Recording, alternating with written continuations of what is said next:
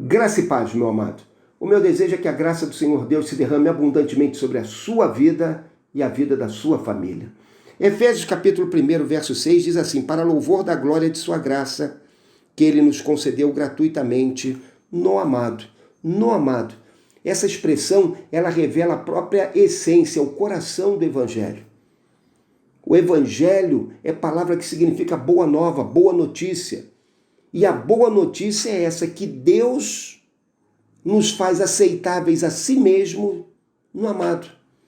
Deus decidiu salvar-nos e efetuou essa salvação por intermédio do amado, do seu amado Filho Jesus Cristo. Cristo é o Filho amado do Pai. Por toda eternidade, ele experimentou o amor do Pai sobre a sua vida. E um dia ele encarnou-se. Um dia ele fez-se homem, humilhou-se, tomou a forma de homem, nasceu da Virgem Maria, despiu-se de muitos dos atributos da sua glória celestial e andou entre nós para ser o nosso Redentor. A Bíblia diz que Deus tanto nos amou que deu o seu Filho unigênito para ser o Salvador de todo aquele que crê. A medida do amor de Deus pode ser vista nesse fato de que ele enviou o seu Filho Jesus, o seu amado Filho, para ser o nosso Redentor. O Senhor Jesus deixou a sua glória celestial e deixou a experiência de usufruir do amor do Pai para habitar entre nós, para habitar junto a uma humanidade decaída, ímpia, má, para habitar junto a homens pecadores, iníquos, ímpios, homens que o perseguiram, o ultrajaram, homens que levantaram-se contra ele, homens que tentaram destruí-lo, homens que não receberam o seu amor, que ao contrário rejeitaram toda a sua manifestação de amor para com eles. Homens que, por fim, o condenaram a uma morte na cruz. E depois de todo aquele momento em que ele foi torturado, ele foi espancado, ele foi zombado, cuspiram nele, por fim, o crucificaram. E ele deu na cruz a sua vida por nós. É precioso que a Bíblia declara lá em 2 Coríntios, capítulo 5, 21, a Bíblia diz o seguinte: aquele que não conheceu o pecado, ele o fez pecado por nós, para que nele fôssemos feitos justiça de Deus. Os homens achavam que eram eles que estavam no comando de toda aquela situação. Contudo, a Bíblia diz que dentro dos propósitos de Deus aquilo acontecia para nosso benefício. Deus tomou o seu Filho amado e fez do seu próprio amado Filho um sacrifício pelos nossos pecados.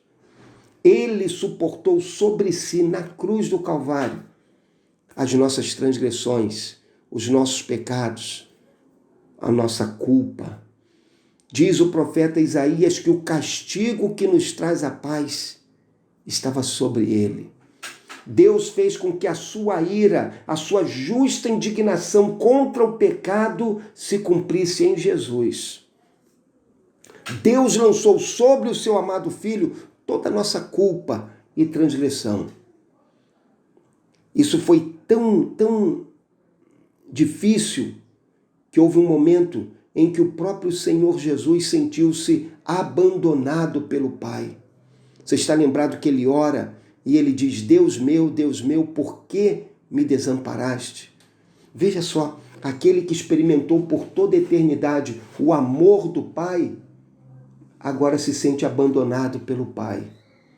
Era como se o Pai lhe estivesse dando as costas.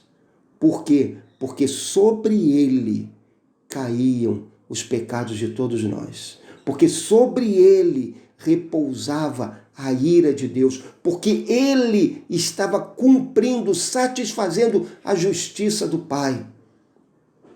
E agora, porque ele deu a sua vida em nosso favor na cruz do Calvário, Deus pode ser declarado justo e pode também ser chamado de justificador por todos aqueles que têm fé em Jesus. Porque o nosso pecado não ficou sem castigo. Jesus levou sobre si os nossos pecados e o nosso castigo. O justo sofreu pelos injustos. E isso para levar-nos a Deus. Meu amado, Deus fez com que o seu amado Filho sofresse em nosso lugar, para dessa maneira dar-nos salvação. O Cristo de Deus, o amado de Deus, sofreu em nosso lugar para que sejamos salvos por Deus. Meu amado, você já contemplou aquela cruz?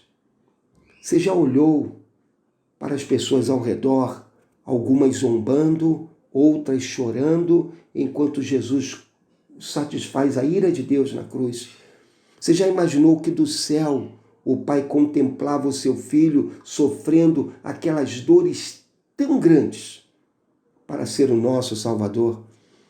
Você já dimensionou o fato de que o Pai enviou o seu amado Filho para salvar aqueles que não mereciam a salvação?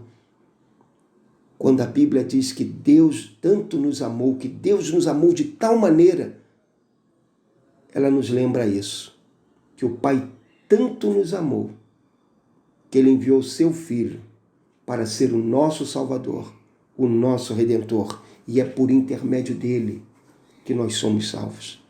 Você só saberá o que é o amor do Pai quando você olhar para a cruz e você entender que na cruz o amado de Deus, o Filho amado de Deus, entregou a sua vida para salvar pessoas que não mereciam essa salvação. Graças a Deus por seu amor inefável. Graças a Deus por sua bondade em salvar-nos.